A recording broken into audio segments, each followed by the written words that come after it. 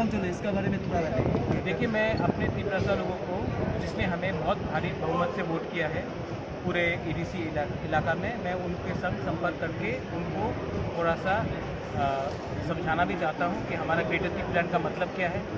हम क्यों कॉम्प्रोमाइज़ नहीं करेंगे कोई भी नेशनल पार्टी के साथ, बीजेपी हो, कांग्रेस हो, सीपीएम ज़रूर हो, तृणमूल हो, हमारा एक अपना लाइन है।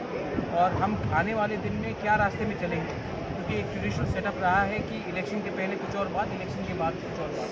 हम लोग का कोई मूड नहीं है कोई पॉलिटिकल पार्टी के संग विदाउट राइटिंग में अलायंस करने के लिए।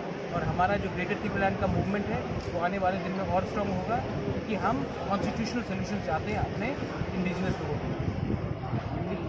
ये अभी जो आपका जो सरकार एडीसी में है, तो एडीसी के लिए कुछ क्या करेंगे? अभी तो बहुत प्रॉब्लम चल रहा है एडीसी में। क्या प्रॉब्लम चल रहा है? जैसे वाटर प्रॉब्लम। एडीसी, आप अपना सवाल, आप जर्नलिस्ट हैं, आपको मालूम होना चाहिए कि वाटर एडीसी के अंदर नहीं आता है, वाटर स्टेट गवर्नमेंट के अंदर आता है। तो आप सवाल वो पूछिए जो एडीसी के अंदर आता है। एडीसी के अंदर क्या आता है? जैसे एजुकेशन वगैरह। एजुकेशन कौन सी क्लास तक आता है? प्राइमरी लेवल तक। हाँ, प्राइमरी लेवल तक। तो अभी तक गवर्नमेंट ने 1 रुपये नहीं दिया है। उसके बाद इसके लिए तो हमारा मूवमेंट है ग्रेटर त्रिपुरा लैंड के लिए, क्योंकि आज तक हमको क्या मिला है?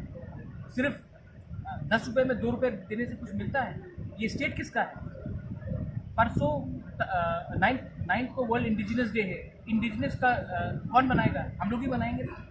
तो हमको मूंगफली में कुछ देने से कुछ चलेगा नहीं। इसी के लिए हमारा ग्रेटर त्रिपुरा का मूवमेंट है under article 3 of the Indian constitution. हम चाहते हैं कि हमारा संवैधानिक अधिकार जो 72 ईयर से लिया गया है वो एडीसी जीतने से काफ़ी नहीं होगा, पूरा स्टेट जीतना पड़ेगा हमको। और हमको गवर्नमेंट ऑफ इंडिया को सोल्यूशन देना पड़ेगा हमारा प्रॉब्लम को सोल्यूशन लाने के लिए। 2026 में फिर से डिलिमिटेशन होगा, उसके बाद ना रहेगा त्रिपुरा, ना रहेगा त्रिपुरी। इसके पहले हमको गवर्नमेंट ऑफ इंडिया से आश्वासन चाहिए कि वो हमारा सुरक्षा देगा।